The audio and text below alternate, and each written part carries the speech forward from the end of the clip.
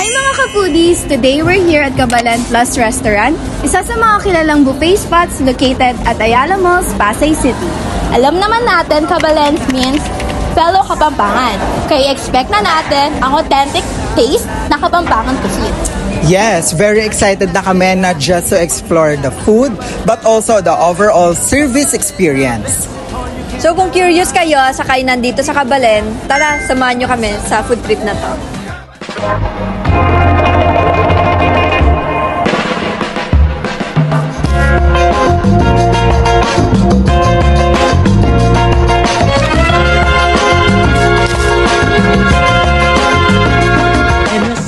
Ang concept ng Cabalan Plus ay Filipino-Asian cuisine with Kapampangan roots. It promotes lutong bahay, feel at home guest. Ang target market ng Cabalan Plus ay mga FW, mga balikbayan, family gatherings, family reunions, and mostly mga senior citizen dahil sa ating mga Filipino foods. Ang signature dishes natin ay kare-kare, dinuguan, nilatang kuhol, beringhe, at ang mga dessert natin ay halo-halo at mga kakanin. Cabalan was founded in 1986 by Miss Maritel Rivera in Quezon City. It's over 40 branches here in the Philippines, and this year, 2025, we are celebrating our 39th anniversary. Siguro sa akin for ambience, Cabalan really did an excellent job. Especially yung dun sa lighting nila, kung paano nila in-emphasize yung pagkain, kung saan nakalagay yung mga pagkain.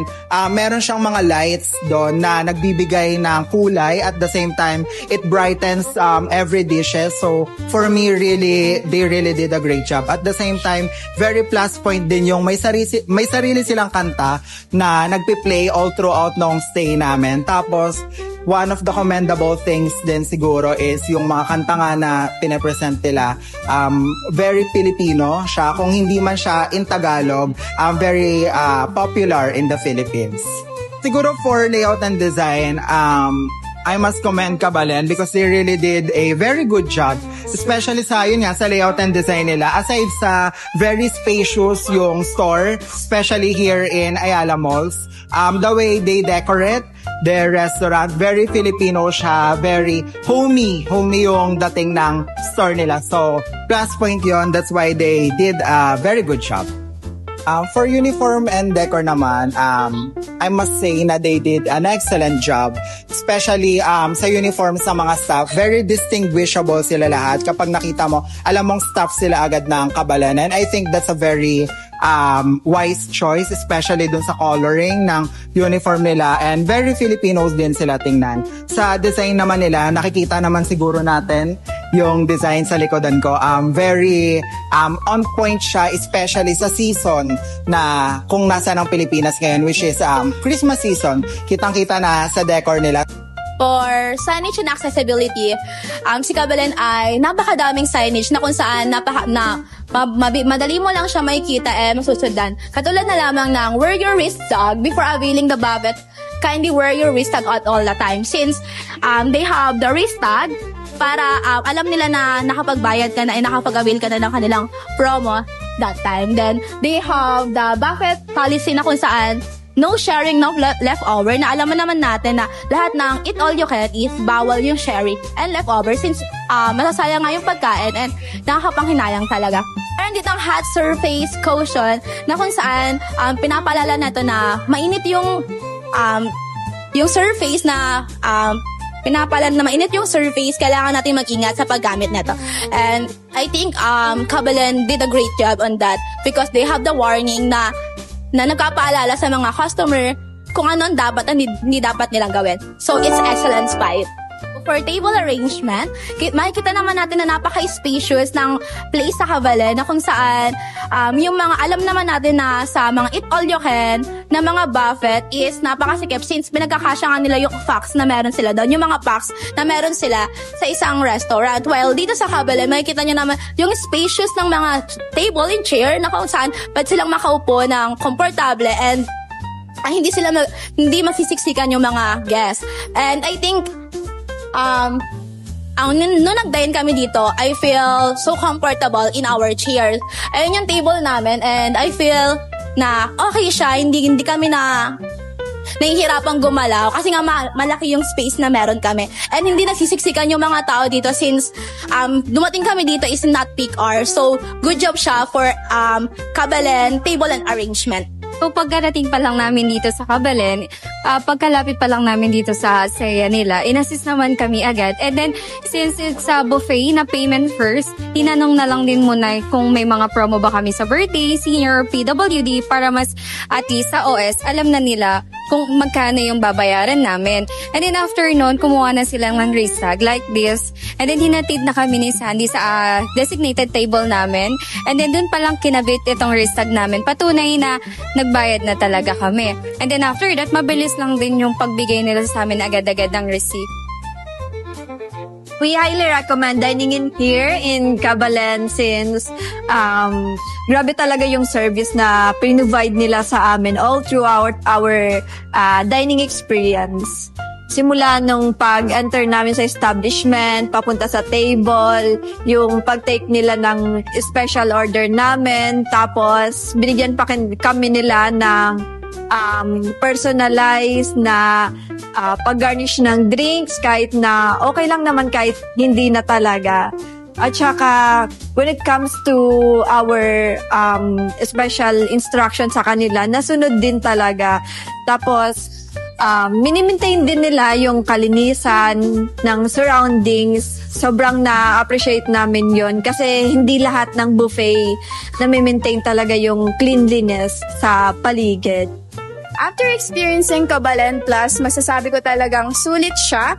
Not just the food, but the overall dining experience. So first off, their ambience. They give up a homey Filipino vibes. Makikita naman siya sa decor and interior nila. And also, they have this theme song that is played throughout our dining experience. And even if hindi siya nagpe-play, they still use OPM songs, which I think is a good acceptance or pagmamahal sa culture ng OPM. And literally, parang nagda-dine-in ka lang talaga sa bahay nyo. And of course, plus points din yung service nila. It ties everything together. Friendly staff, flavorful food, and smooth service flow. They really give off the vibe of, or they really live up to the Filipino hospitality. So, Kabalen really, for its overall experience, it combines good food with warm Filipino hospitality. So, para sa inyo, ano yung food na pinaka nagustuhan niyo talaga dito sa Kabalen? So, yung akin, beef kare-kare. Hindi na siya bago sa atin, but dito sa Kabalen, nagustuhan ko sa kanya, sobrang tender ng meat niya. And yung sauce niya, malalasahan mo talaga yung cheese dun sa sauce. Yeah. Sa akin naman, yung dinuguan. Actually, yung dinuguan kasi, di ko siya ganun ka-favorite. Pero ang lasa kasi nung dinuguan doon, and hindi siya, hindi ganun karami yung taba. Sa karinderya kasi kapag kumakain ka, kadalasan, mas marami yung taba kaysa sa laman. So, yung dinuguan nila dito, hindi tinipid. And lasa mo yung masarap siya. Siguro sa akin, ginataang kohol, if I'm not mistaken. Kasi first time kong kumain ng kohol. So, alam mo yun, pagkakain ko nun sa kanya, ang initial thought ko kasi kaya hindi ako makain malansa sa kanya. Tsaka parang ang weird niya kasi tingnan, di ba? So, medyo hindi talaga ako makain. Pero yun, I've tried dito sa Kabalen niya. Wala akong nalasahang lansa. At the same time, super tender ng kohol, hindi siya rubbery, unlike sa ine-expect ko. So, alam mo yun, so, first time ko kumain ng kohol, tas ganun pa yung nakain ko. So, medyo mataas ang standards ko sa mga ibang restaurant, if ever. Sa akin, adobo. Kasi yung lasa niya, parang hindi typical na, niluluto natin. So, yun talaga yung tumatak sa akin. And, ang sarap. Next. Ano naman, sa akin question ko, ano kaya yung marirecommend, especially kay Mika since dito ka nag-work, ano yung marirecommend mo sa Kabalen for their improvements? Parang recommendation, ganun.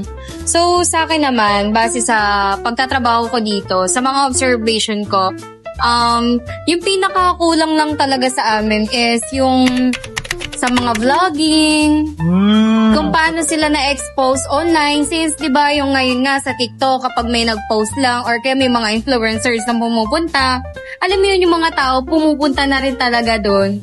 So yun, kulang lang kami talaga sa exposure sa social media. So mga ka-foodies, if you are craving for Filipino authentic buffet, Kabalen should definitely on your list.